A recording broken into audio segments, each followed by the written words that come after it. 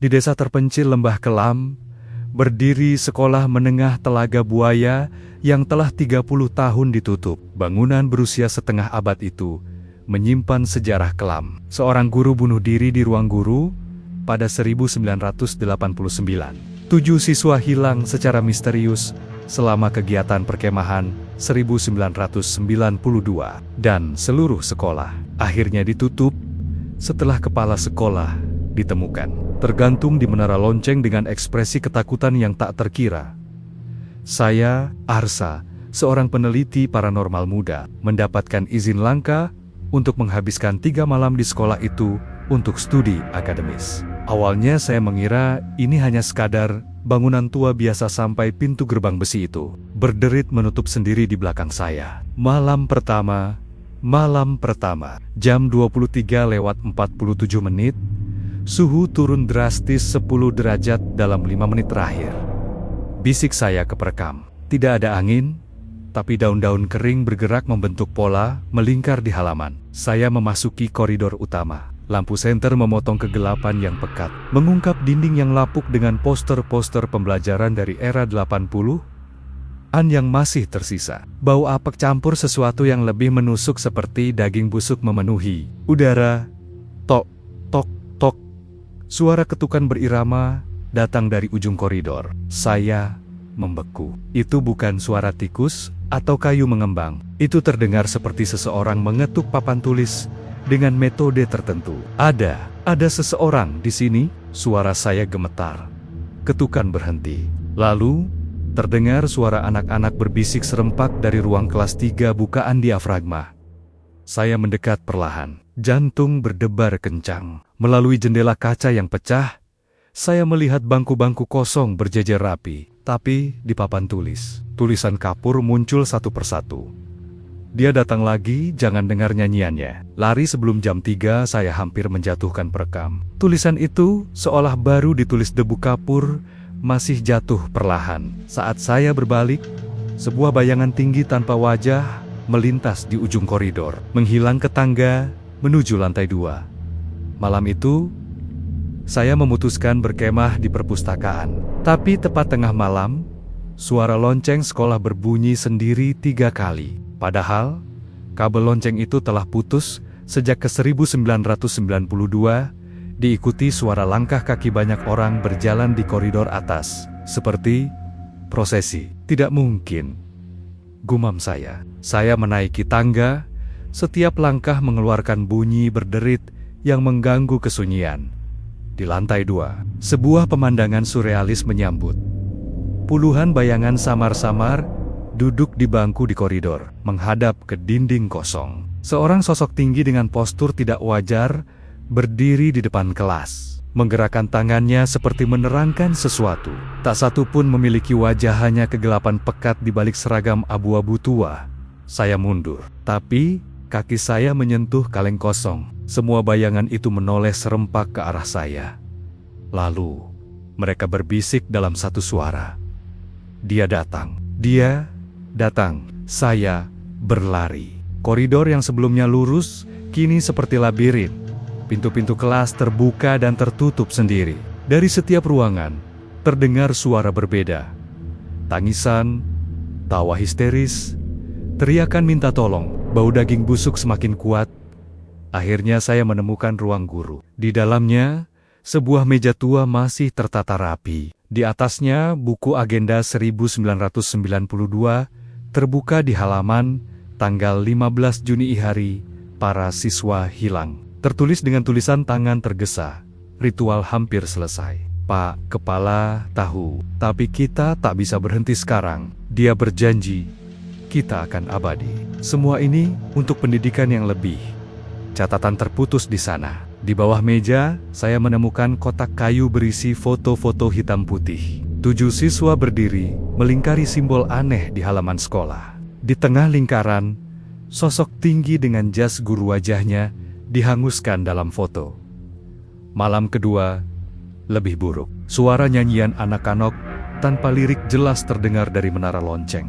Suhu turun hingga saya bisa melihat napas sendiri. Bayangan-bayangan itu kini lebih nyata, mulai memiliki siri-siri wajah yang kabur.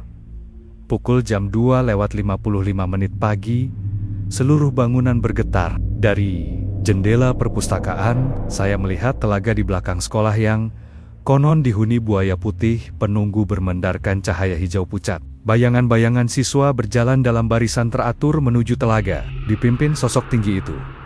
Saya mengikuti dari jauh, bersembunyi di balik pohon beringin tua. Di tepi telaga, mereka membentuk lingkaran. Sosok tinggi itu mengucapkan sesuatu dalam bahasa yang tidak saya kenal. Air telaga bergelembung, dan sesuatu mulai muncul, bukan buaya, tapi bentuk manusia dengan anggota tubuh yang tidak proporsional. Berkulit pucat seperti mayat tenggelam. Saya tak sengaja menginjak ranting. Semua kepala termasuk sosok manusia pucat dari telaga menengok ke arah saya. Penonton baru, suara serak keluar dari sosok guru itu. Bergabunglah dengan kami. Saya lari lebih cepat dari yang pernah saya bayangkan. Gerbang sekolah terkunci. Saya bersembunyi di ruang bawah tanah yang sebelumnya tak saya temukan. Di sana, tumpukan kerangka kecil berseragam masih utuh 7 siswa yang hilang. Di dinding, coretan darah sudah mengering. Dia menipu kita.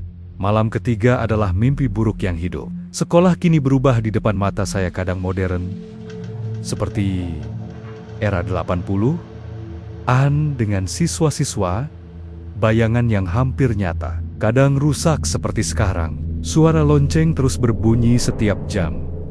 Saya menemukan catatan harian kepala sekolah. Di ruang kerjanya yang terkunci, mereka berpikir mereka mencapai keabadian melalui ritual itu. Tapi, Guru Darmanto telah menjual jiwa mereka kepada entitas dari telaga. Saya harus menghentikan ini, walau harus dengan cara ekstrem. Terakhir tertulis, dia tahu, saya mendengar mereka di bawah sekolah. Suara penyiksaan, saya tidak bisa. Kemudian, tulisan yang membuat darah membeku. Mereka bukan lagi siswa kita. Mereka adalah inkubator. Telaga itu mengandung parasit yang mengambil alih tubuh, memori, tapi tidak jiwa. Jiwa mereka terperangkap di sini, mengulangi malam terakhir selamanya. Pukul jam 2:58, saya mendengar suara langkah mendekat. Bukan bayangan, tapi langkah manusia nyata. Seorang pria tua berpakaian kumal muncul dari kegelapan. "Anak muda, kau masih hidup?" katanya terengah. "Aku penjaga desa. Kau harus pergi sekarang, sebelum jam 3. "Kenapa jam 3? Tanya saya. Karena pada jam itu, gerbang antara dunia mereka dan kita terbuka lebar. Mereka bisa keluar, dan kau," matanya melotak penuh ketakutan, "kau akan menjadi host baru untuk mereka." Dari luar, suara nyanyian semakin keras. Penjaga itu menarik lengan saya. "Ikut aku. Ada jalan rahasia." Kami berlari ke dapur sekolah. Dia membuka pintu perangkap di lantai. "Turun, cepat!" Tapi, sesuatu mengganjal di pikiran saya. "Bagaimana Anda tahu jalan rahasia ini?" Dia berbalik. Senyumannya terlalu lebar. Tidak wajar. "Karena akulah yang membangunnya, Arsa. Akulah Guru Darmanto." Dia mendorong saya ke dalam kegelapan. Saya terjatuh, tapi tidak ke terowongan. Saya jatuh ke air dingin yang bau. Telaga. Saya berada di tengah telaga, dikelilingi oleh 7 sosok manusia pucat dengan mata putih susu. Dan Guru Darmanto berdiri di tepi bersama baanggan-baanggan siswa. "Terima kasih telah menyelesaikan ritual," kata Darmanto. "Kami butuh jiwa segar yang masuk secara sukarela ke telaga untuk membebaskan satu dari kami. 7 siswa untuk keabadian, 1 guru sebagai penjaga, dan 1 sukarelawan untuk penukaran." Saya berjuang, tapi tangan-tangan dingin dari dalam air menarik saya ke bawah. Air masuk ke paru-paru. Cahaya hijau memenuhi penglihatan.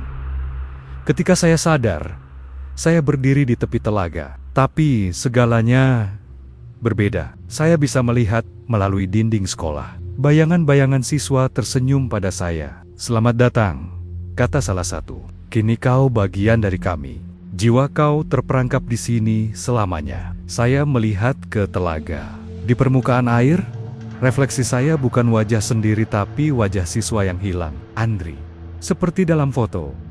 Tapi kemudian, sesuatu yang tak terduga terjadi. Refleksi itu berubah menjadi wajah Guru Darmanto yang muda, dan semua bayangan siswa membungkuk pada saya. "Selamat datang, guru baru," kata mereka serempak. Memori yang bukan milik saya membanjiri pikiran.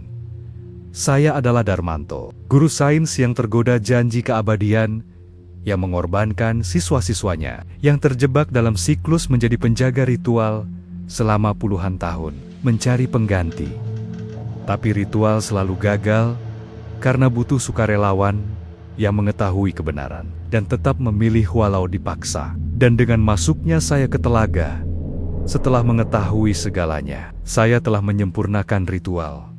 Saya merasakan kekuatan gelap mengalir. Saya bisa mengendalikan bayangan-bayangan itu. Saya bisa membuat sekolah ini tampak normal di siang hari untuk menarik korban berikutnya. Dan di cermin air, saya melihat wajah saya sendiri tersenyum-senyum lebar dan tidak wajar. Persis seperti senyum penjaga desa tadi.